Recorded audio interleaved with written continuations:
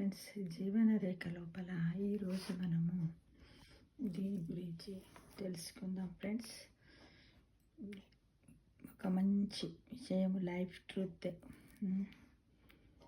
Vegetable therapy గురించి మనము ఈరోజు చక్కగా తెలుసుకుందాం ఫ్రెండ్స్.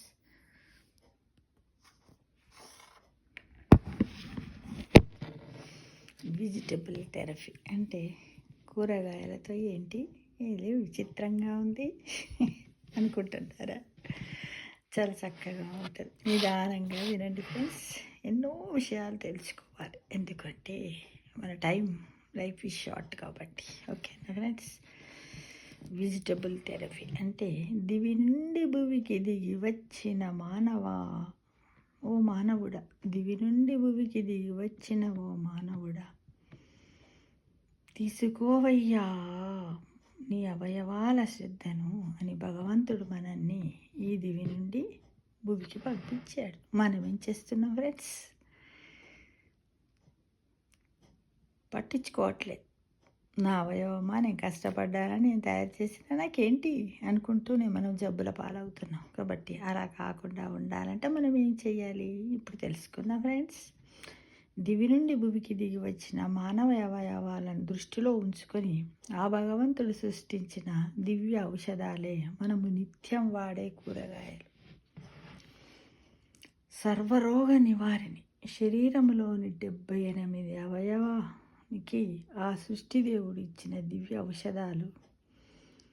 అలాగే ప్రస్తుతం 12 ప్రధానమైన అవయవాలకి మరియు 100 పైన జబ్బులకి శాశ్వత పరిష్కారం.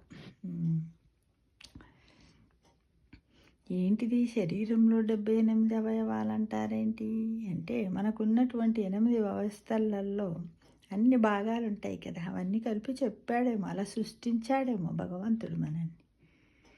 కానీ వాటికి 100కు పైగా శాశ్వతమైనటువంటి జబ్బులకట మనం పరిష్కారం తెచ్చుకోవచ్చట కూరగాయలతో. దీన్ని ఏమంటారు? వెజిటబుల్ థెరపీ అంటారు. ఏంటంటే చూడండి, సోరకాయనేమో గుండెకు డాక్టర్,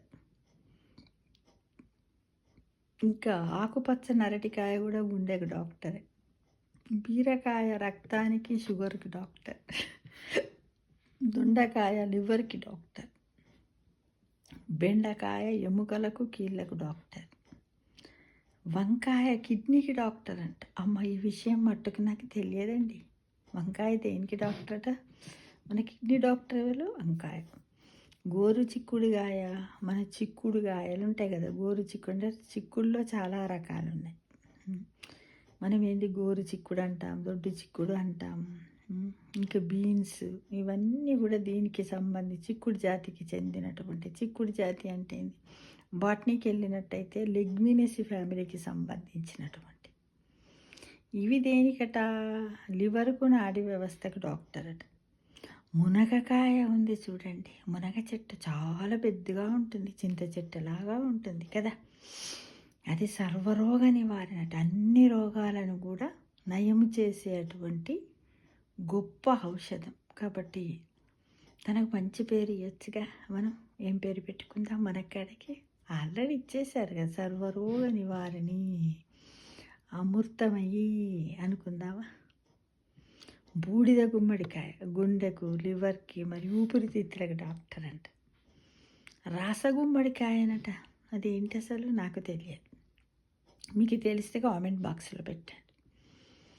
100 మేకల్ని తిన్నదానితో సమానమంట రాసగుమ్మడికాయ తింటేను. కాకరకాయ 100 కూరలతో సమానమట కాకరకాయ తింటే. ఓన్లీ నిమ్మకాయ తొక్కలు గర్భాశయ కోశానికి డాక్టర్. ఇప్పటి వరకు ఈ నిమ్మకాయ తొక్కల గురించి కూడా నాకు తెలియదు. పైన చూపిన ఈ కూరగాయలన్నింటినీ ప్రతిరోజు ఏదో ఒకటిని జ్యూసు లేదా జెల్లీ రూపంలో ఉదయాన మరియు సాయంత్రము మనకు వీలైతే భోజనానికి ముందు, మధ్యాహ్నం కూడా తాగవచ్చు. అలా జ్యూసులా చేసుకొనైనా, లేకపోతే ఇట్లా మామూలుగా సాలడ్ లాగానో, ఇట్లా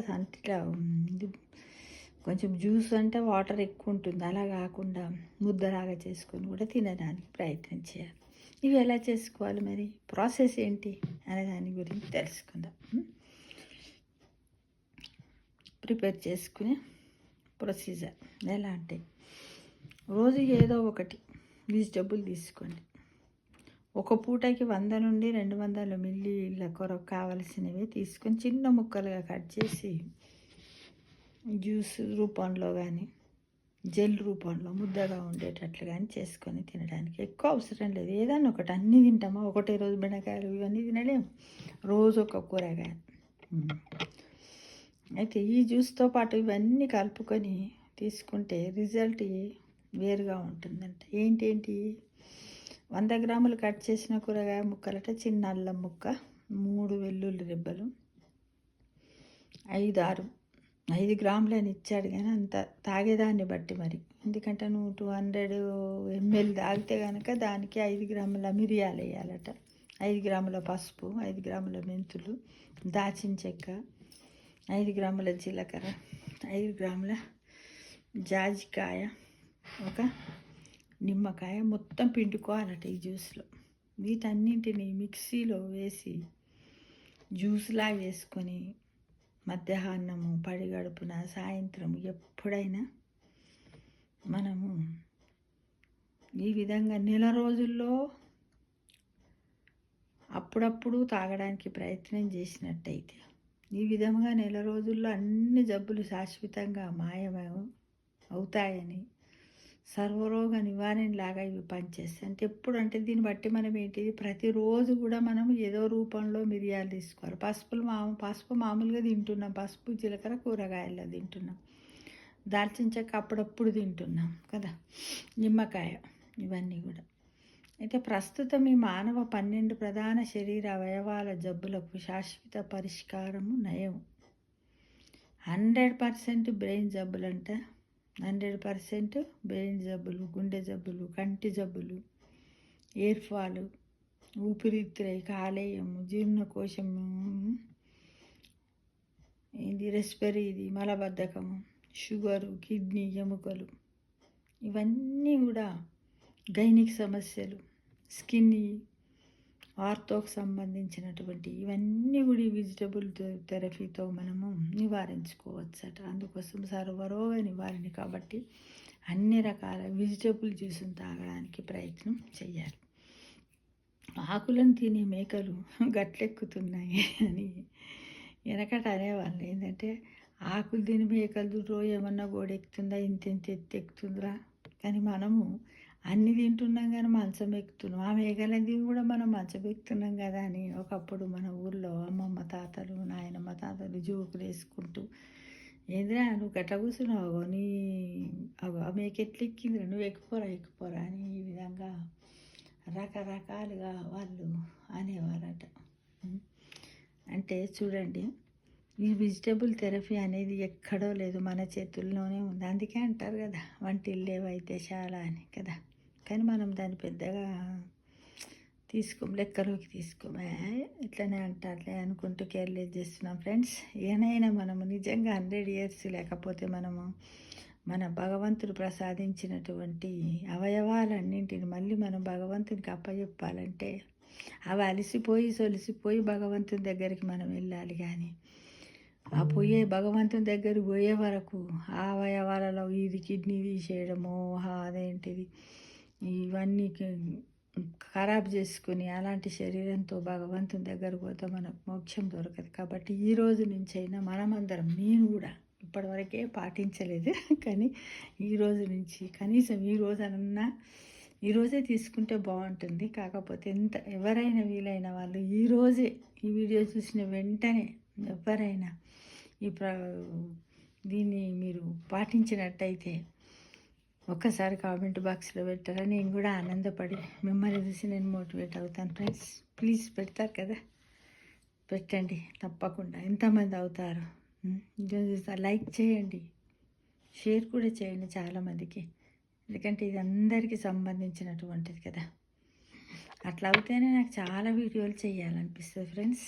ఎందుకంటే కనీసం ఇప్పటివరకు కొంత టైం టేబుల్ ఉంది, ఇంకా ఏవేవో చెయ్యాలి, బుక్స్ చదవాలి, దాంట్లో సేకరించాలి, చెయ్యాలనే తపన ఉంటుంది. కాబట్టి తప్పకుండా మీరు అందరూ పాటించి ప్రతి ఒక్కరు ఏదో ఒక రకమైన జ్యూస్ తాగడానికి ప్రయత్నం చేయాలని కోరుతున్నాను. ఈ మధ్యకాలంలో నేను మాత్రం బూడిద గుమ్మడికాయ జ్యూస్, నిమ్మకాయ జ్యూస్, తేనె ఇలాంటి కొన్ని తాగుతున్నాను.